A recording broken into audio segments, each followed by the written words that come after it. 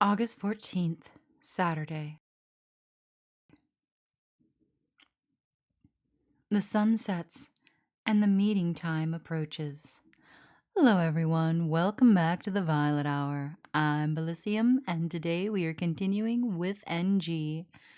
In the last episode, we had gone back to the Screaming Author's house, and it looks as though we were able to traverse through sort of paralleled universes or paralleled houses. And in this episode, I believe we are going to finally find the secrets to this house and what truly lies within. Ben and Rose seem like the type that don't mind making others wait, but hate being kept waiting. I better head out. This feeling... Yep, it's here.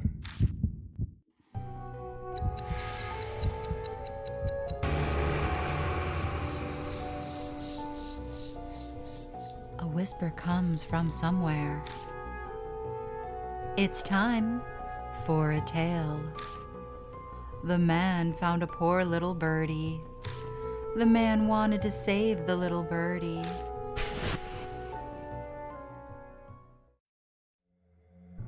The whispering stops.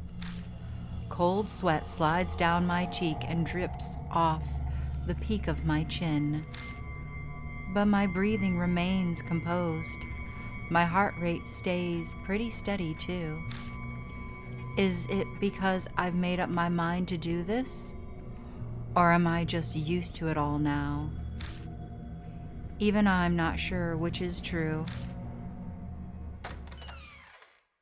I leave the apartment and take a deep breath of fresh air. Tonight, I'm going to put an end to this.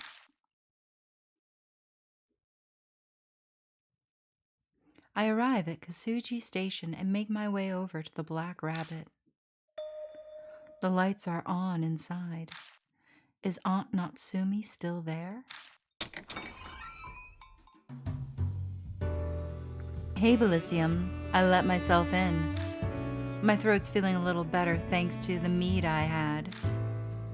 I walk in and find Rose in good spirits. Aunt Natsumi is nowhere to be seen. Did you break into the place again? Alcohol is the salve that heals life's wear and tear. You could even say it's life's companion. You'll understand when you become an adult. Hey, so you're both here already. Pour me a glass too, Bilicium. I'll take some of your top shelf bourbon. On the rocks, if you please. Why are you giving me that look? What an unhospitable bartender. Our lives are on the line again tonight. Indulging in a good drink when facing down that situation is to be expected. So, come on, don't keep your customer waiting. This is going on your tab.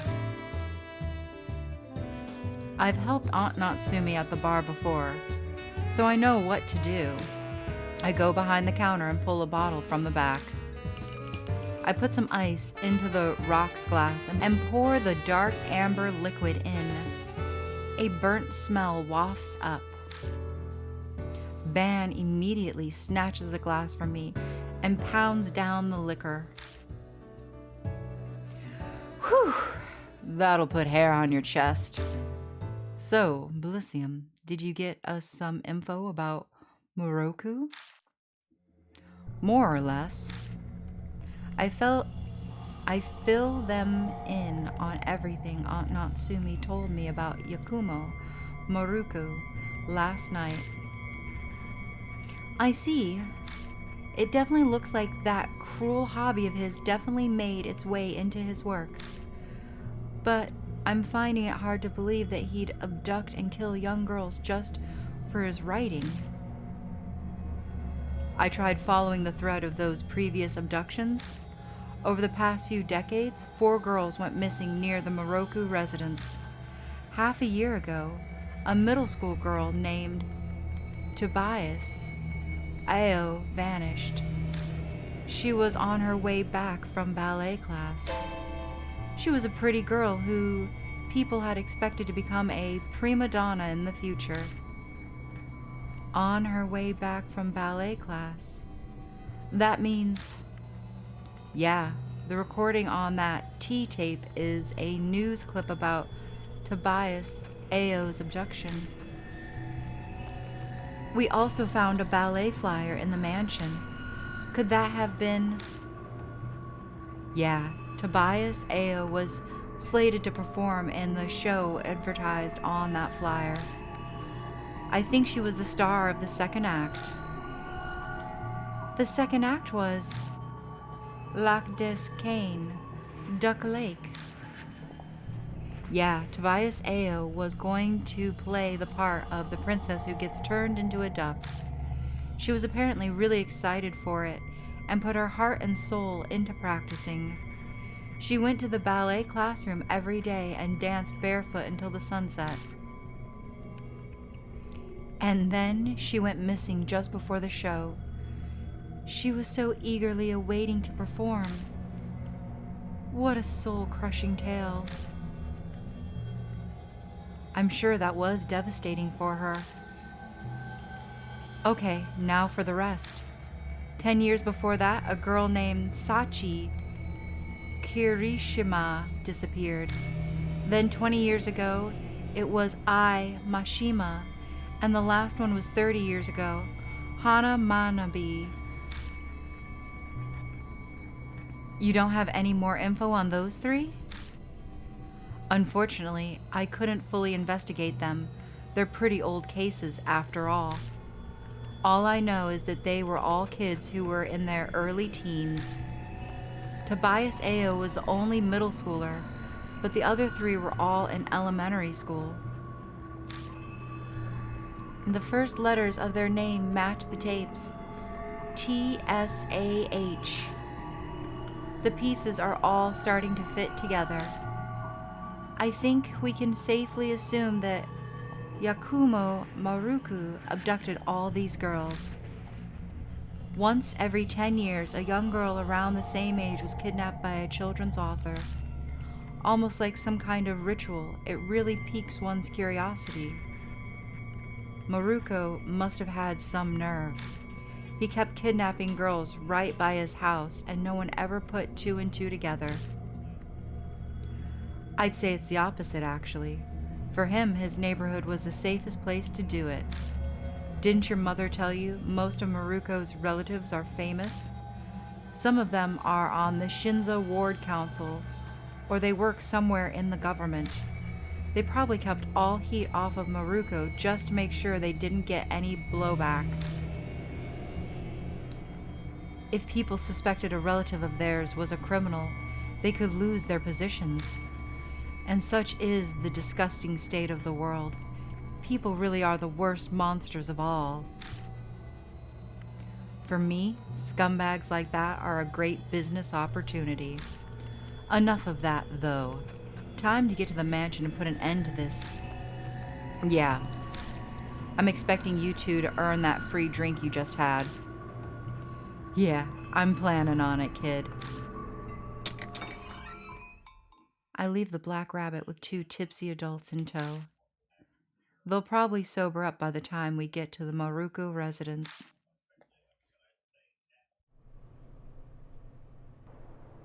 I walk alone down a path that I'm already far too familiar with. Just before I'm in sight of the Maruko residence, that horrifying presence appears once again.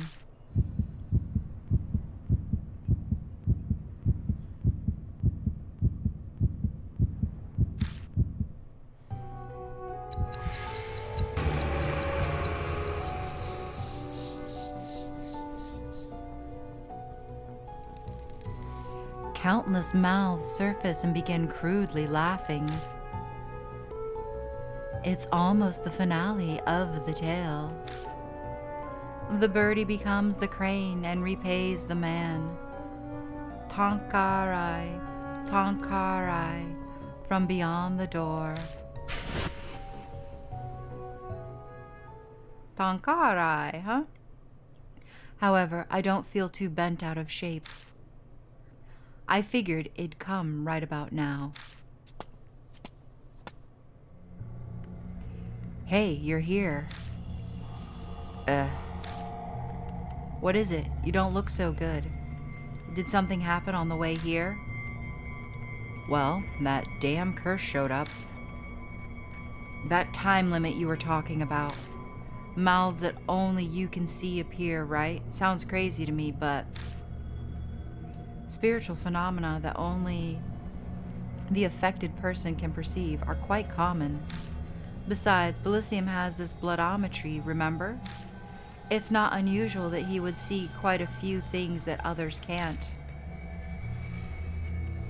It's supposed to be a death curse, but you don't seem too phased, Bilicium.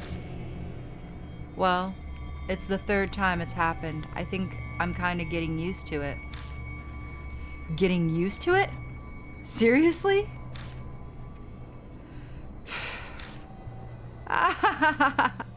You really are an interesting child. I've seen many cursed people, but I've never seen anyone as dauntless as you. I guess Rose's not the only one here who is fearless. I can't keep up with you two, jeez. In any case, I don't have much time. This will be settled before the sunrise. I see. Guess it is the third day after all. We're definitely getting closer to the truth. When it all comes down to it, our main issue, Rose looks up at the window, is the fact that we haven't gotten there. Well, we'll get there no matter what. Come on, let's start. I'm taking Rose again. No problem. Ben, you stay on the lookout. Alright, see you later. Rose, no freelancing in there. Come on, let's get going.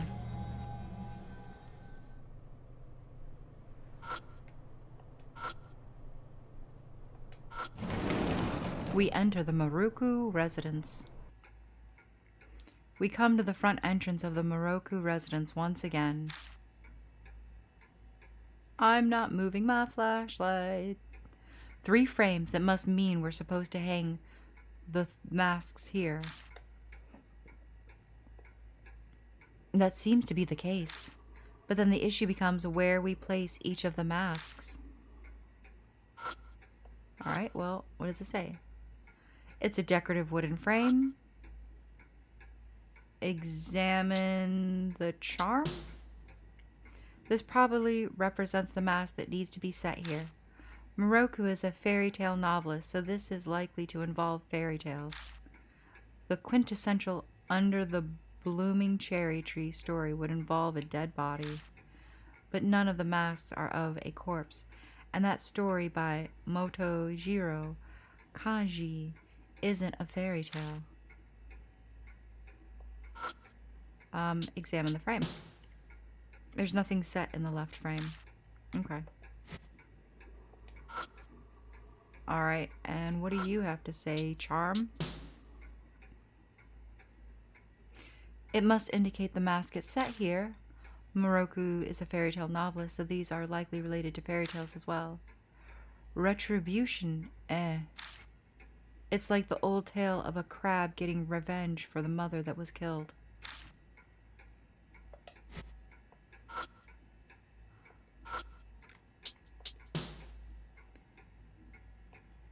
Moroku is a fairy tale novelist, so this is likely involved.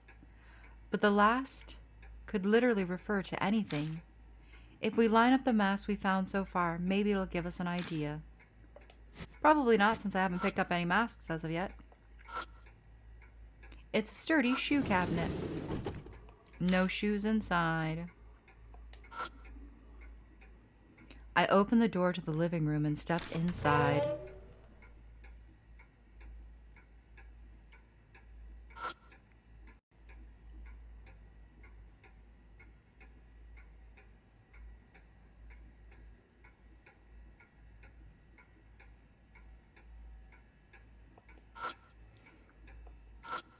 clock is swinging without a stop. Phone is not ringing.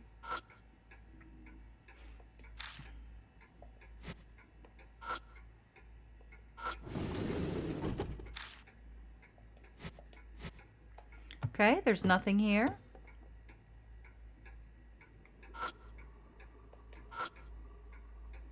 Open the door to the bedroom and step inside.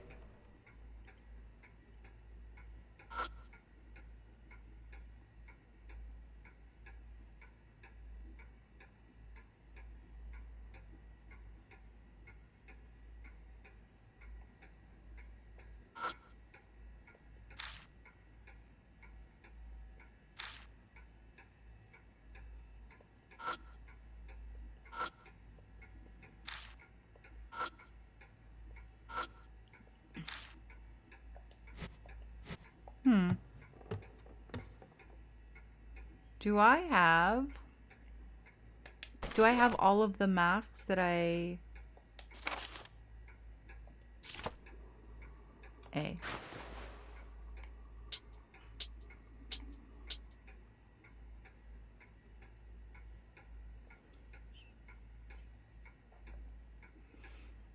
Looks like an old man's face.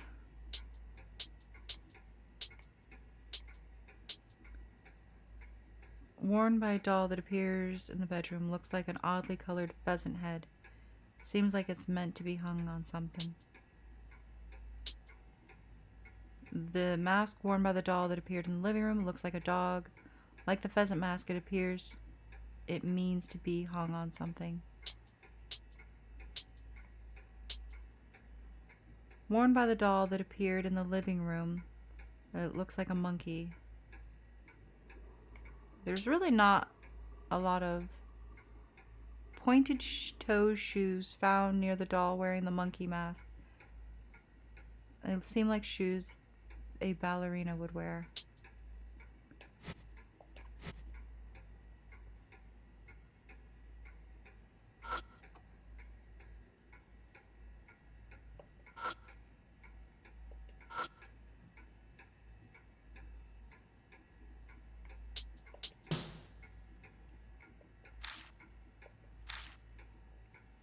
Under the blooming cherry tree.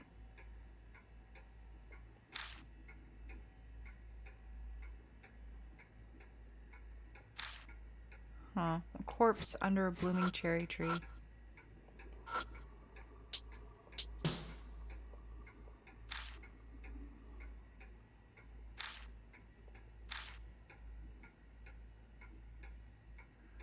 An old tale of a crab getting revenge for the mother that was killed.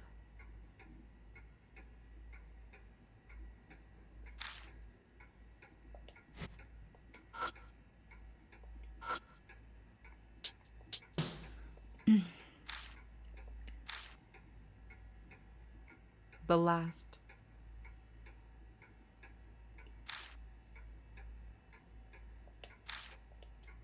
I almost think that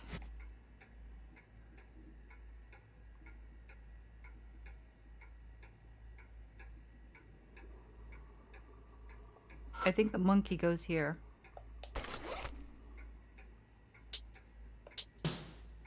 I took out the monkey mask. I set the monkey mask in the right frame. Okay, so the reason I think that the monkey mask goes last is because I think she was the final kill. She was the ballet dancer.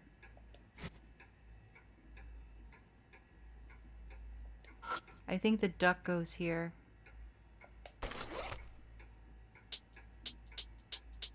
Or the pheasant, sorry. I set the pheasant mask in the center frame. I have no specific reason besides I just think that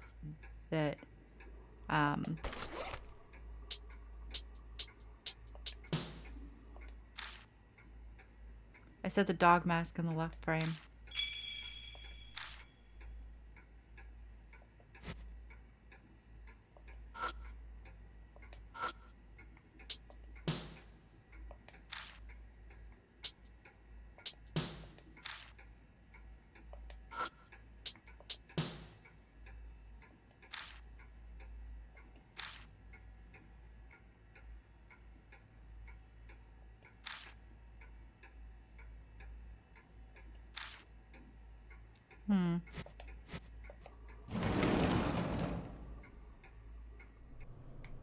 Alright, Ben.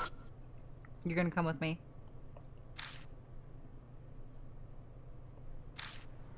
I want to see if Ban has anything to say about any of this. Because we heard what she has to say. And I think that maybe Ban might have insight that she doesn't have.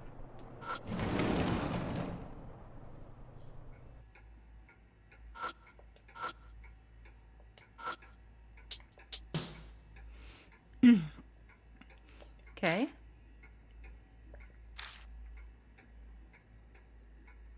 Well, when I think about fairy tales that deal with cherry blossoms, I think Hanasaki Jasin.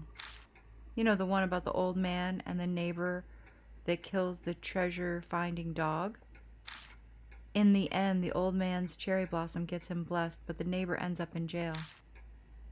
Man, Japanese people in olden times really loved cherry blossoms. Okay, so that, I think, is right.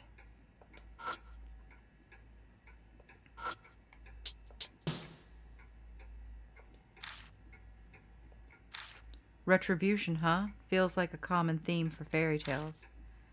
Kachi Kachi Mountain comes to mind, but there's no rabbit or raccoon mask, so that's not it.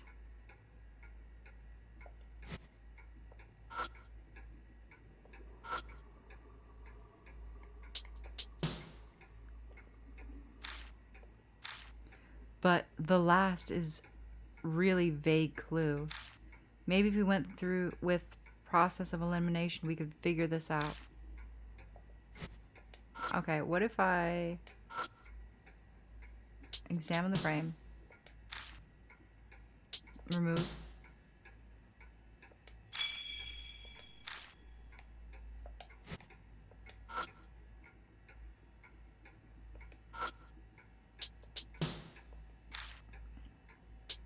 remove,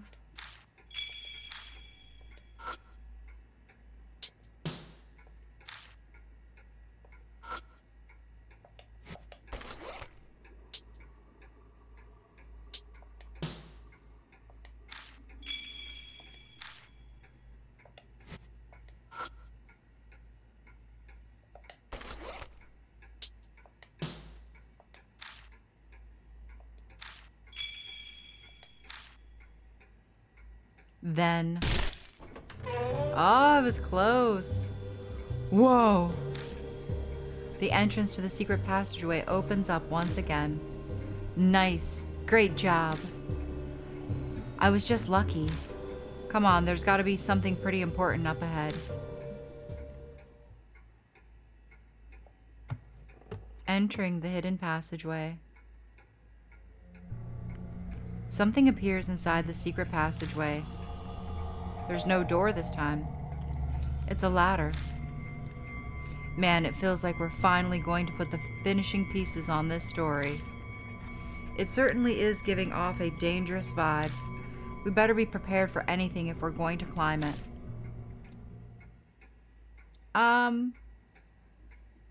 This is gonna sound dumb, but I actually don't want him for this.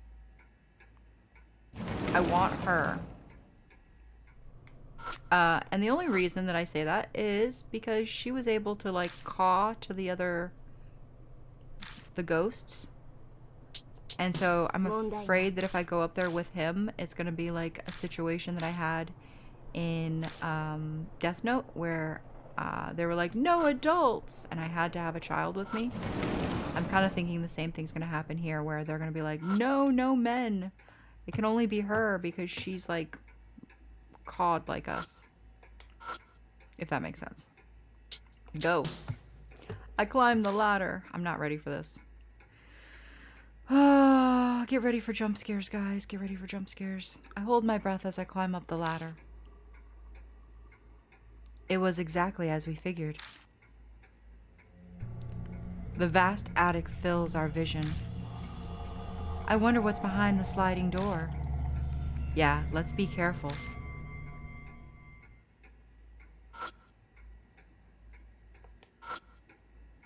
An old paper lantern. For some reason, it's not dirty or covered in dust. It even looks as if it's been used recently. Creepy. Spider webs. For some reason, the center feels slightly warm, like there's been flame here recently.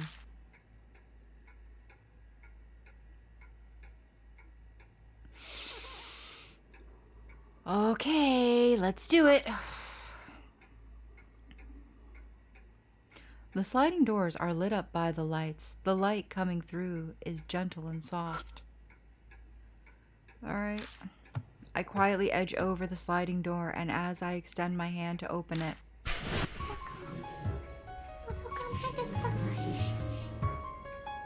please, don't look inside. What the? An odd figure appears as we hear the voice. Is this the screaming author? Open the sliding door. I know it's dangerous, but we have to do this. No matter what's lurking behind the door, we can't just turn our backs here. I forcefully open the sliding door in an attempt to rid myself of fear and doubt.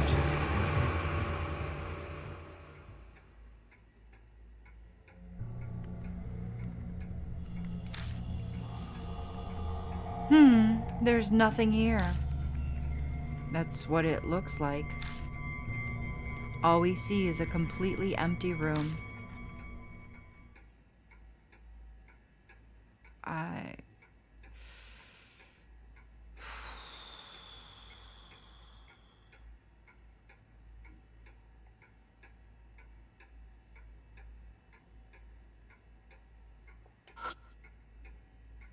It's an antique-looking chest. There's a lock on the chest.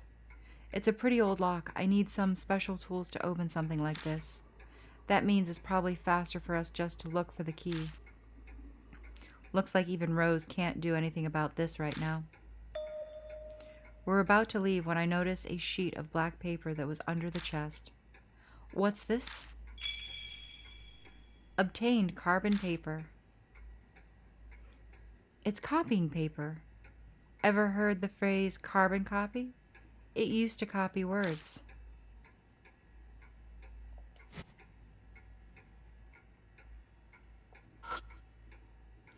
There's a dull antique mirror here. Nothing stands out about it other than the fact that it is so cloudy and doesn't reflect well. The tatami mat is steeped in blood. The blood stain is pretty big. Something terrible obviously happened here.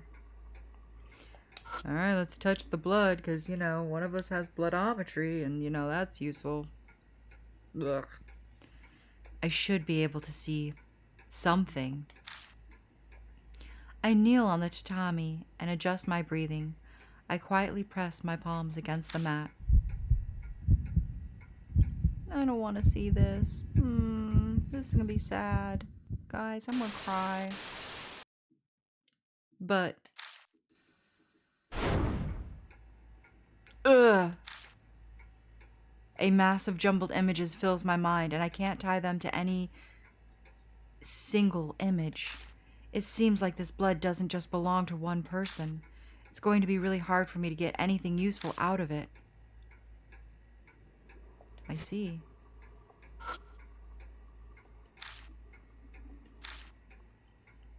I can't do bloodometry on the mirror.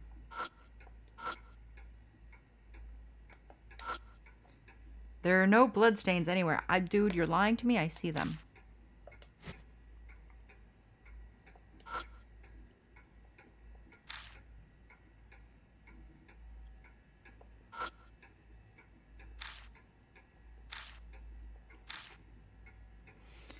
Alright,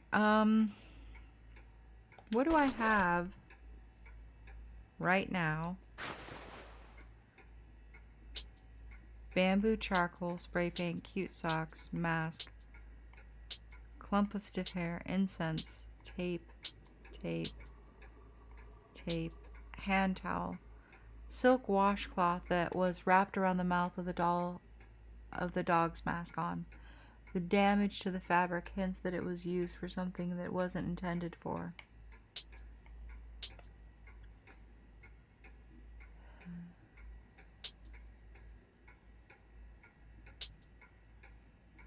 Pressure-sensitive paper used to make copies. The pressure makes the carbon of the paper transfer into another sheet placed below it. Huh.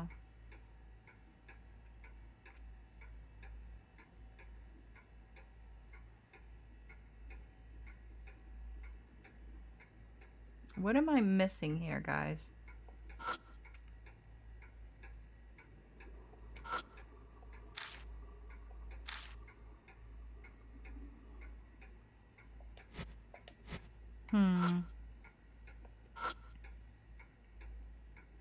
I can get back to the hiding passageway if I climb down the ladder. Yes. Just because I don't know what to do at this point. Head to the entrance.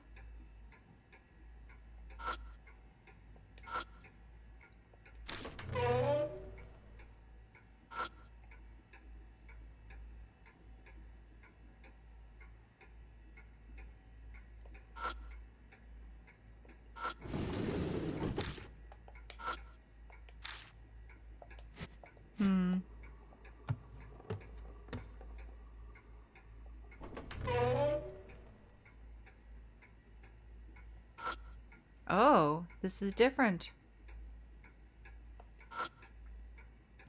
Sheets of paper are scattered everywhere. Most of them are blank sheets, but there are a few with some sort of title typed onto it. Satai Kanasasing. Kanagasin. Satai Kanagasin sounds like it's a nod to Saru Kanigasin.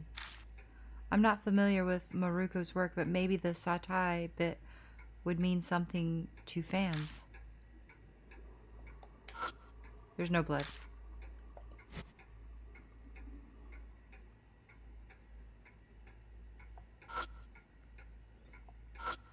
Most of them are blank sheets, but there are a few with some sort of title typed on.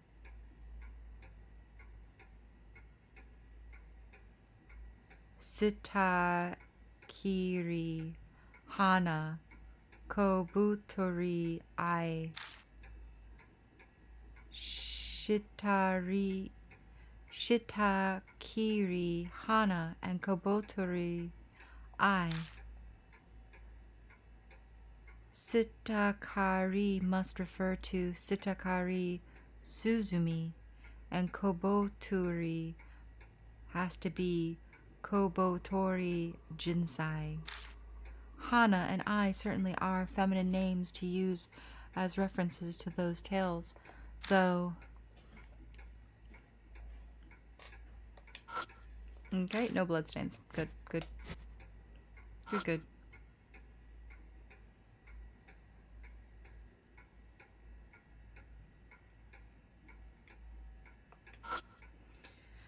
There's an old typewriter here. There are black stains all over the keys.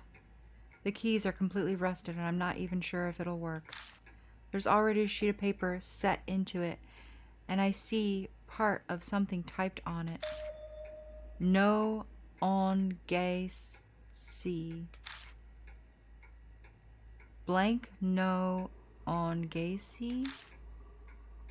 Looks like we must fill in the blank.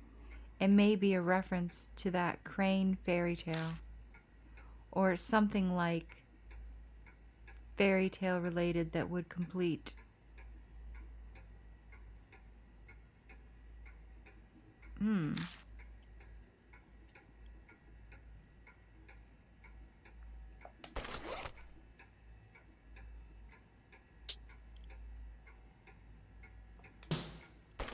I take out the carbon paper from my bag. Can we use this?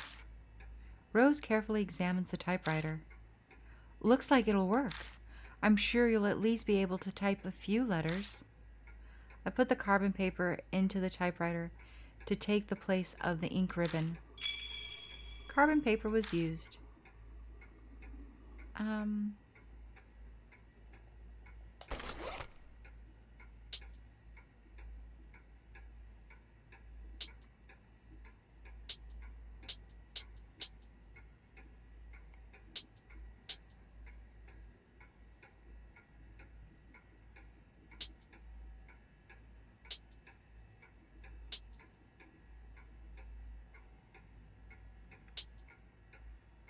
Okay, so let's...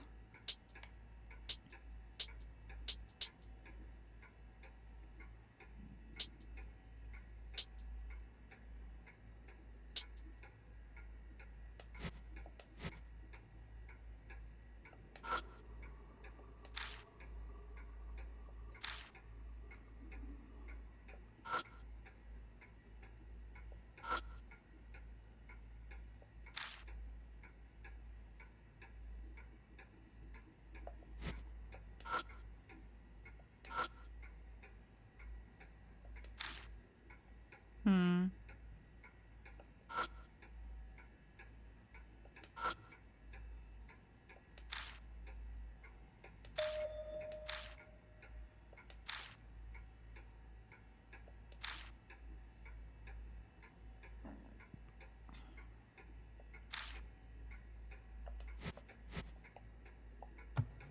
Hmm.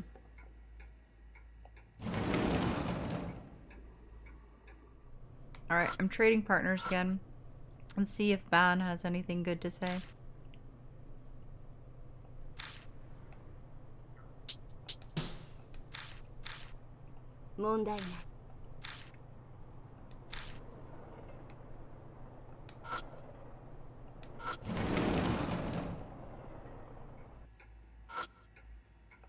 We're gonna go the long way.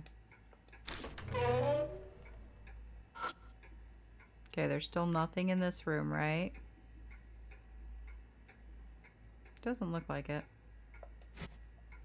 Okay. We're gonna go in the bedroom.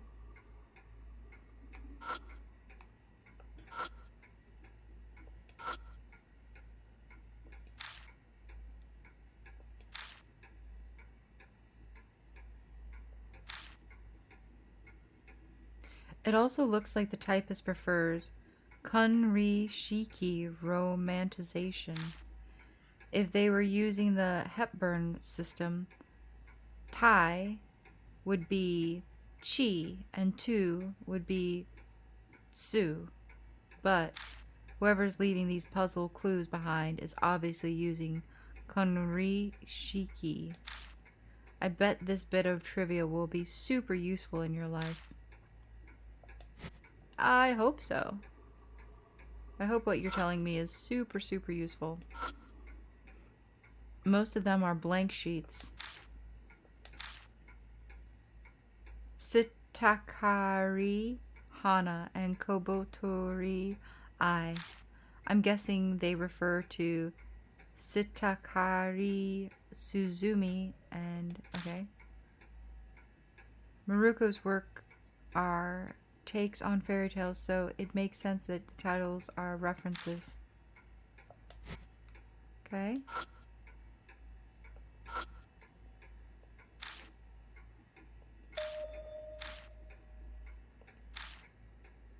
Well, we obviously gotta fill in the blanks. Seems like a reference to that crane story. So something fairy tale related that would complete Spot X no ongatsi. Huh.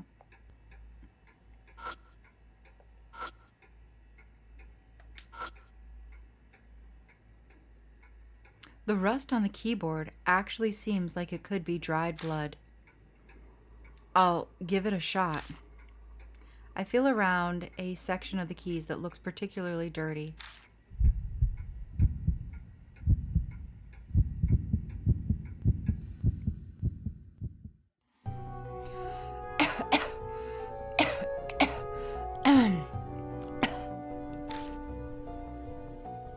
I hear coughing sounds. They sound like they're from a person that's in pain. I think I've heard this voice before.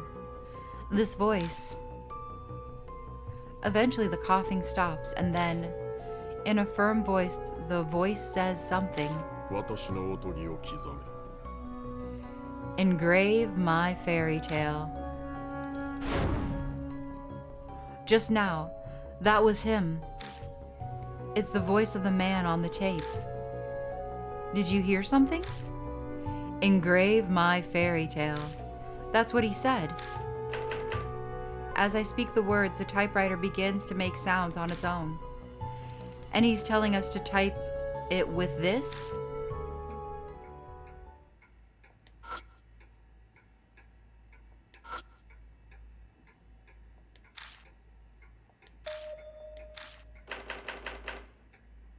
A, B, S, T, U are the only working keys, so the word must only use those letters.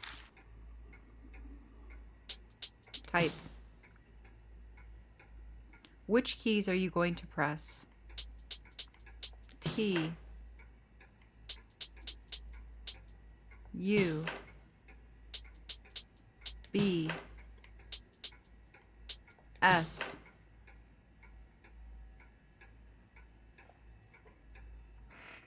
T, U, B, S.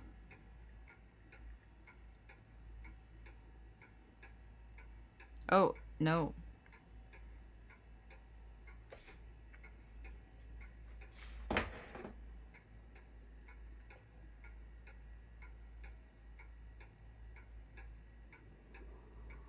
Wait, what was her name? Tubasa.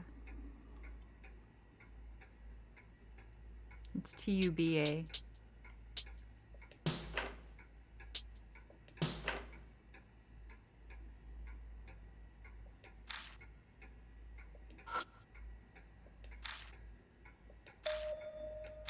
Okay, so we want to type. We want to type T, U, B, A, S, A. Tubasa. I fill all of it out. Whoa!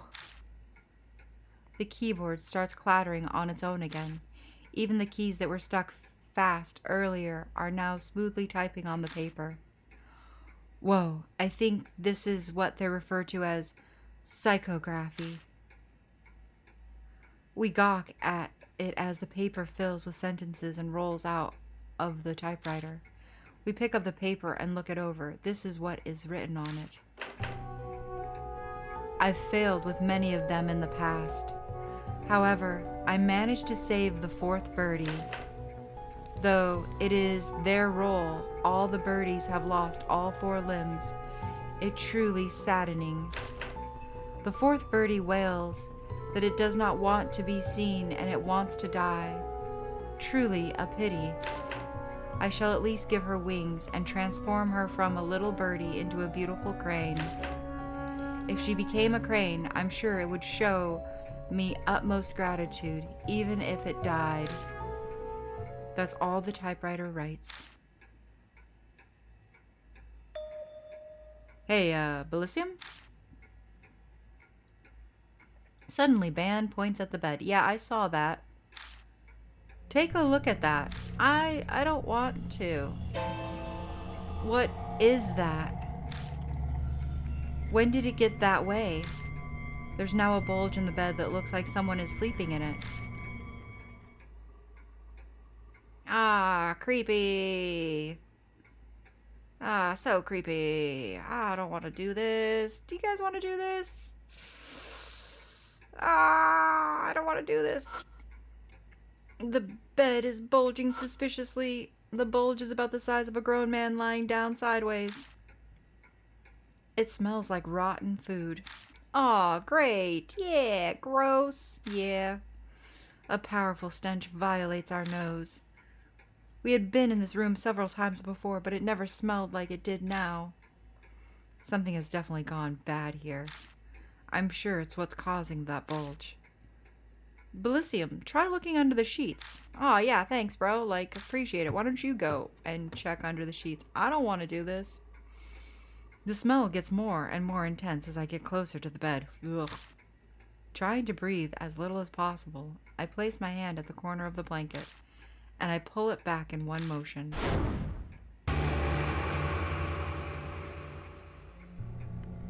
Yep, Yummy. What the fuck is this? On the bed lies a lump of meat that is covered in rot. The skin of what looks like the head on a pillow seems to be infested with maggots.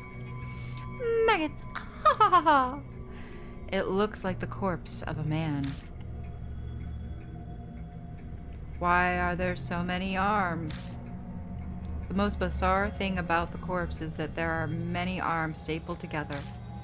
They're all skinny and flexible looking. They must belong to little girls. It looks like this kid's arms are embalmed.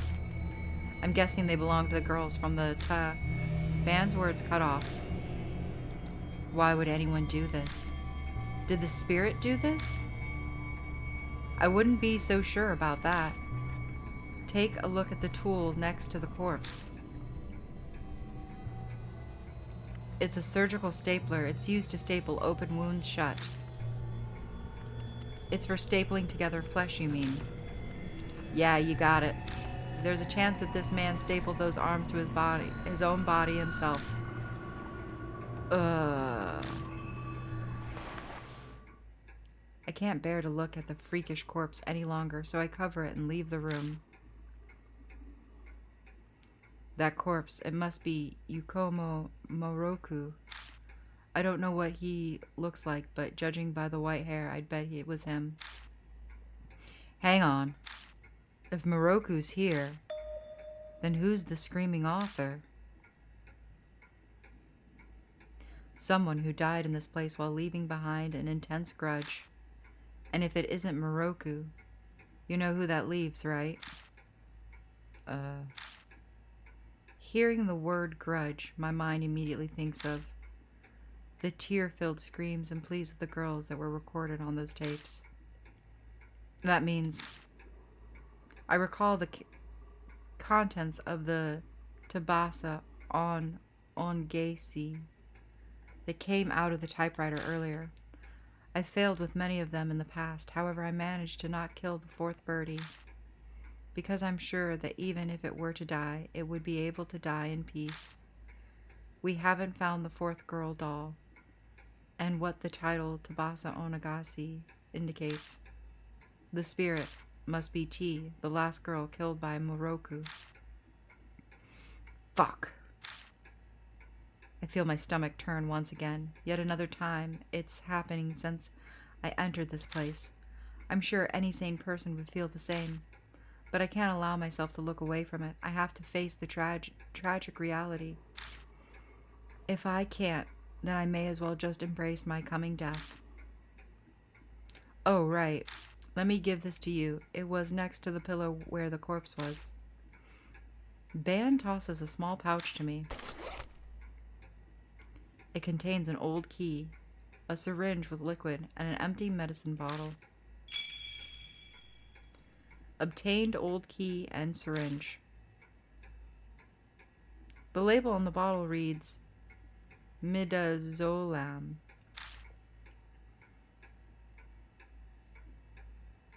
Midazolam is a benzodiazepine sedative. It's used in pre-anesthetic medication. It might have been used. He might have been using it when he was operating on those kids. The key is probably. It probably goes to the chest in the attic. The size matches with the keyhole. The old chest sitting in the back of the attic that seemed like it was hiding something. Seems like it's finally time to open it. This feeling.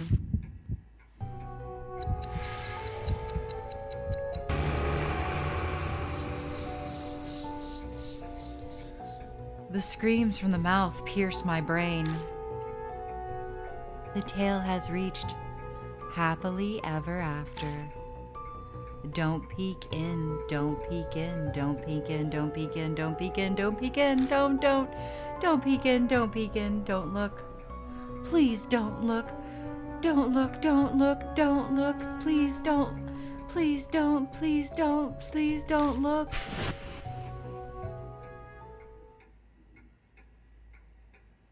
I don't have much time left. I gotta go to the attic. Alright. Alright. Again, I'm going and I'm getting Rose.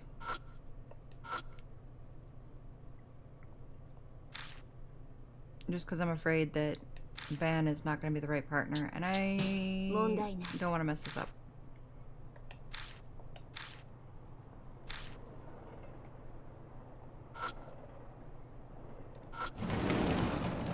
Alright. We're going. We're doing it. We're going. We're doing it. We're going. We're going. I climb up the ladder. Mm-hmm. You do. You climb up the ladder. We return to the attic. The paper lantern is emanating a white light. What the hell's going on?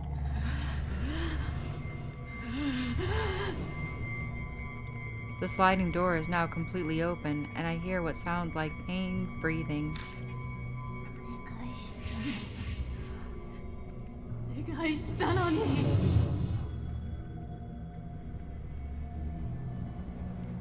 I pleaded, and still... What do you mean you pleaded? After clicking my tongue, I walk toward the voice to see what's there. My whole body is wrapped up in something that comes from overhead. I'm quickly jerked up into the air, and the impact causes me to drop my flashlight. Oh crap, the flashlight. I feel like I'm a bug that's flailing around inside a spider's web.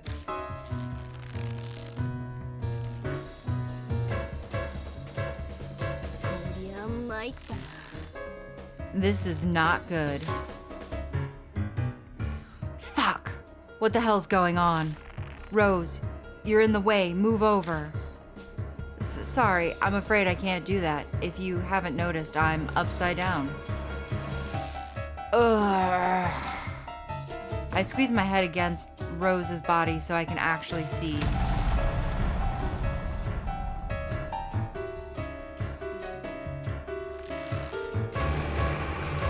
Ugh. A dark silhouette falls from the ceiling, and its outline begins to gradually form. Shit. So this is the screaming author. From the front, a scream pierces my brain. And I see stars for a minute. Think, how should I deal with this? Once again, I take a deep breath and try to focus my concentration on one point, but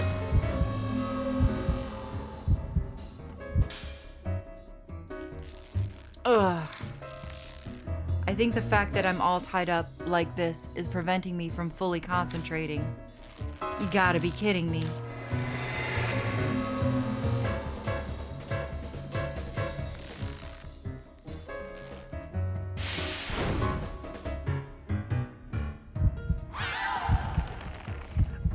I have to stop that voice. Damn it. I can't move. If it helps, I believe I have the use of one of my arms. Got any ideas?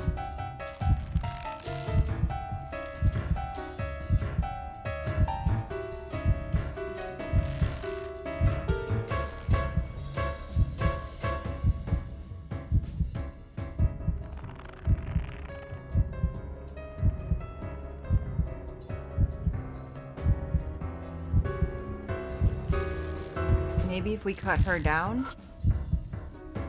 The wire is stretched very tightly. It feels like it'd cut me if I touched it. It's vibrating considerably. Maybe it's resonating with the scream.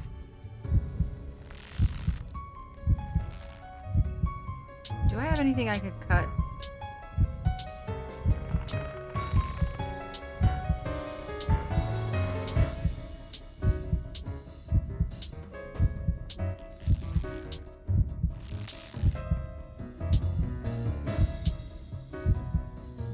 I don't have anything to cut the wires.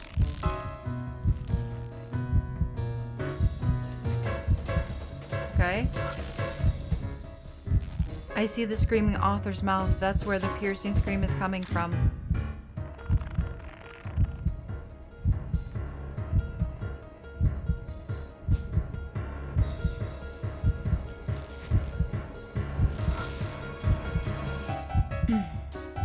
I can see the torso of the screaming author. It's within reach and looks like a good target. If I could just use something on it.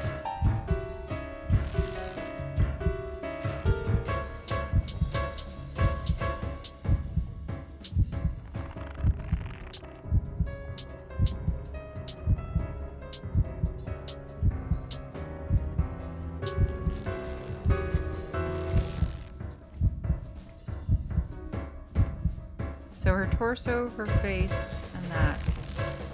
Huh. And I don't really have anything.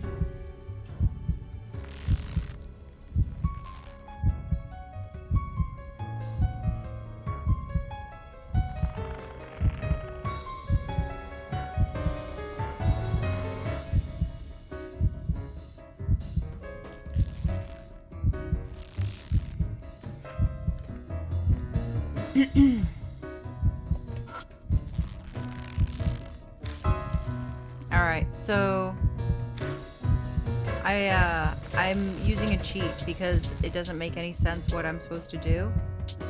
And it's saying to use the clump of stiff hair on her wires. Wires, clump of stiff hair. Yes. That's right. Back at the passage. Rose mimicked a communicating cry and we managed to survive.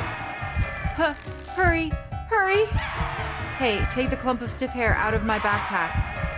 Clump of stiff hair? What on earth could you need that for at a time like this? Stop talking, just hurry up and get it. Got it, what should I do with it? Rub it against the wires as hard as you can. If you say so, here goes nothing. Rose straightens the bundle of hair and firmly rubs it on the wire. The hair is still being rubbed on the wire, and the scream gradually dies down. The screaming author moves a bit, which causes us to move around quite a bit too. In my new position, I can't see what's in front of me once again. On the bright side, the movement also frees up one of my arms. Hey, are you alright? This isn't good. The wires shifted and now I really can't move anymore. The voice is coming from above me. Looks like the weight I felt on my back is Rose.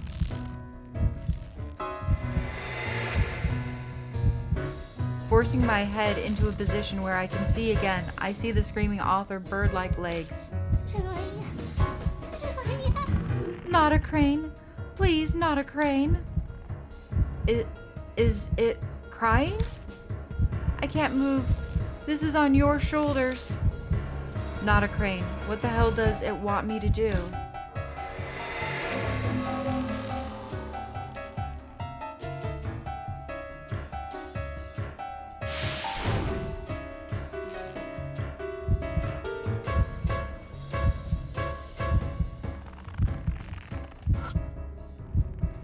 This creepy looking leg looks like a bird's. Perhaps because it noticed me looking at its legs, its screaming author gets noisy. Alright, we're gonna spray it with the spray paint yellow to make them duck legs. I remember what was written on the ballet flyer that we found in the bedroom. First act, collection of pieces, ballet, others. Second act, lac des cane. Please enjoy their energy and spirit as they perform, adorned in adorable colors. If the screaming author is Child T, the girl who was killed last, she must regret how she wasn't able to perform at her recital. I take out the spray paint, reach toward the legs, and start spraying. What are you doing? I paint the bird-like leg yellow. The screaming author looks at its leg and it feels like it smiles a bit. Aww. The screaming author repositions itself once more. Whoa! I feel like I'm a blender or a clothes dryer as my world flips upside down.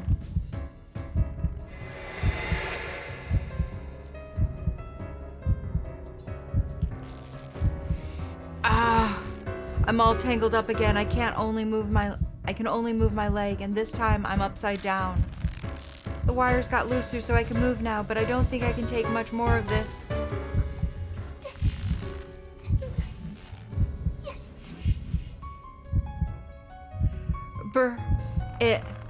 Earn all it. What's it saying? What's wrong? Let's hurry up and do something. I will flip us over again if we dawdle. I know, let's do this. So she wants us to burn it. She wants us to burn all of it.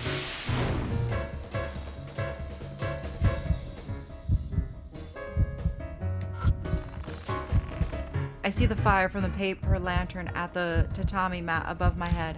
I might be able to reach it. Alright. So we're gonna burn the whole place down.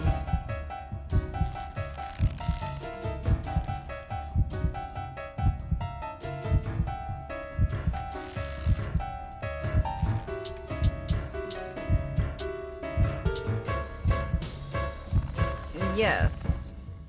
I take the incense from my backpack and light it on fire with a paper lantern. The lantern, huh? It's a bit far, though. Rose tries to reach the lantern. Tss. The incense just can't quite reach the paper lantern. Well, in that case, hey, this is gonna hurt a bit, but focus and power through it, okay? Just what exactly are you scheming? My reply to Rose is a heavy kick to the back with my free leg. Ow! The force of the kick is enough to get the incense to touch the lantern's flames. Smoke creeps out of the incense where it touches the fire, and it quietly starts to burn. We did it! Obtained lit incense. Alright, I have a fire source now. Just gotta find a spot that'll burn easily. The screaming author flaps again, and my world spins around once more.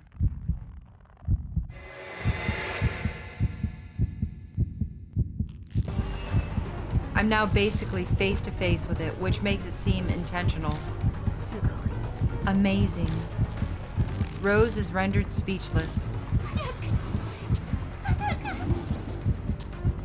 Hurry! Hurry! The screaming author sounds like it's trying to tell us something. I'm unable to move again. Hold on, I'll end this.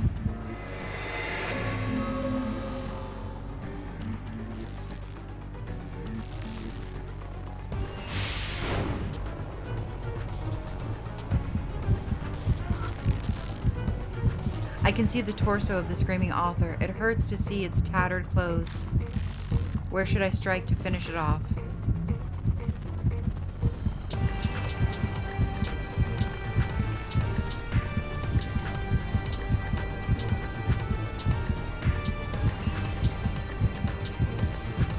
Lit incense, yes. Rose, pass me that incense. I'll try, just give me a moment. Rose moves around, though bound, and tries to hand me the lit incense, but we try a bunch of times, but I still can't get it.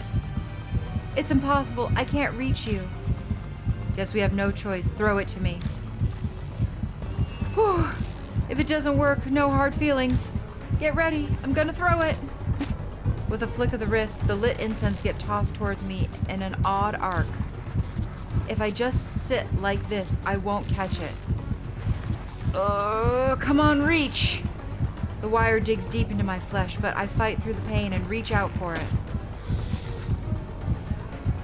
Hot! The incense scorches my fingertips, but I manage to grab hold of it. Incredible! Use it too. This'll do it. I stretch my arm out as far as I can and press the lit incense into the screaming author. What? Is something wrong?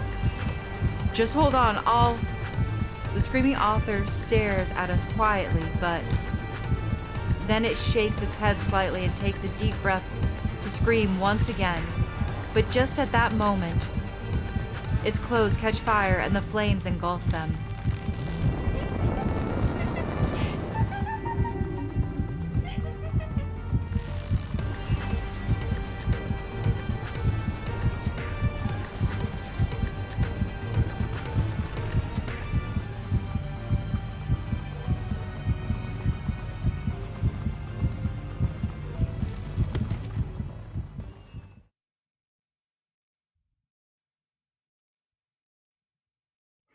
Inside the flames, the screaming author kicks its legs almost joyfully and then falls to ash on top of the tatami mat.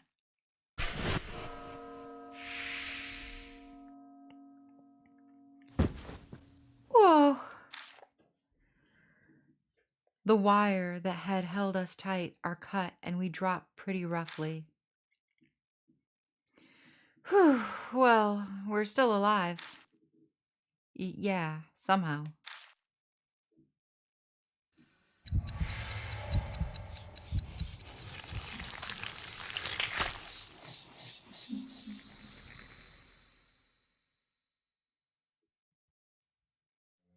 Like usual, the curse disappears. But wondering how much long this is going to keep happening makes me depressed. I look at the floor where the screaming author fell to the ground, but it had disappeared. Now there's just a pool of blood in its place. You'll learn more about little Miss Ami if you use your bloodometry on this, correct? Try it quickly now. Yeah. Getting closer to the pool of blood, I slowly press my fingertips against it.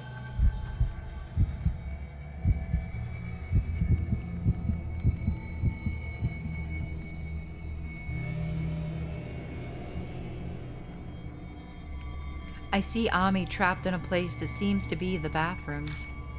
It's the same scene as before.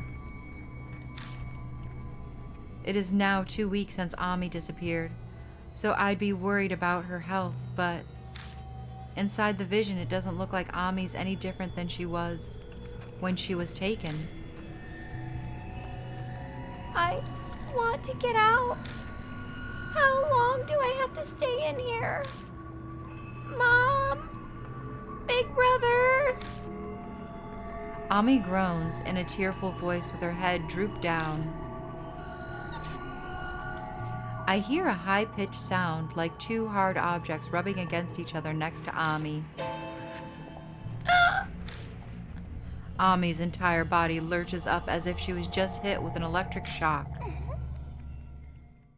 Ami, I came to play with you. Kakuriyo appears and gently pets Ami's head. At the same time, the doll arm under her sleeves tightly grips Ami's body, almost as if it was intended to be seen by anyone watching this vision. Ami, have you gotten used to Kakuriyo? Kakuriyo?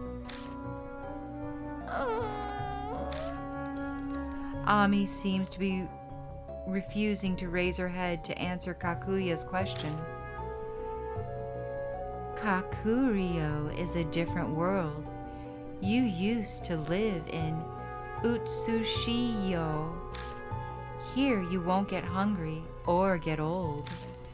You'll just keep on playing with Kakuriyo right here until Kakuriyo gets bored.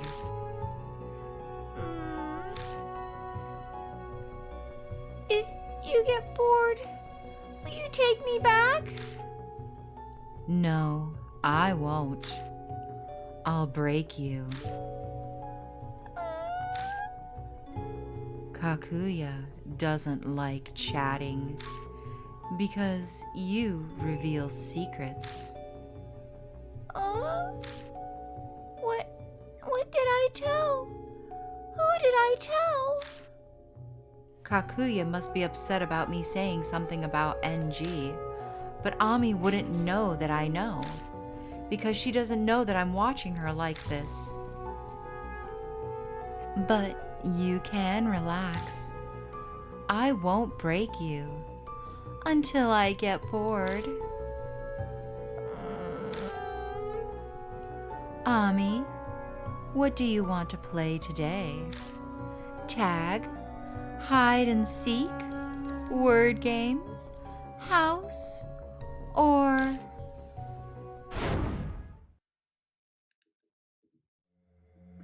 Ami, seems like you saw her. What did you see? From what Kakuriyo said, it sounds like Ami is trapped in a place called Kakuriyo.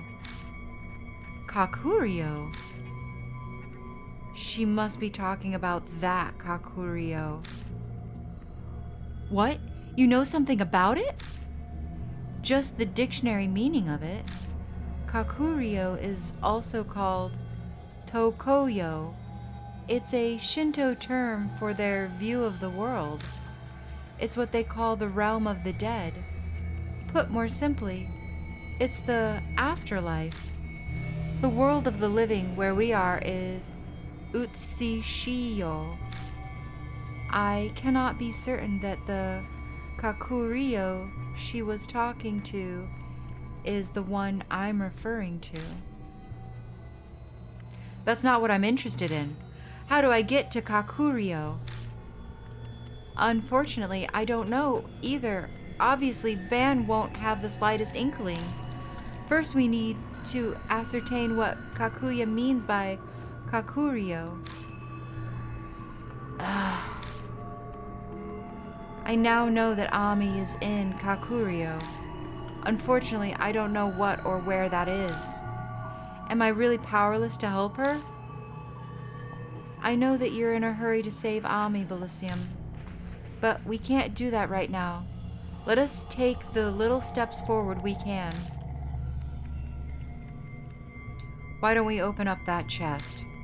That's what we came here for.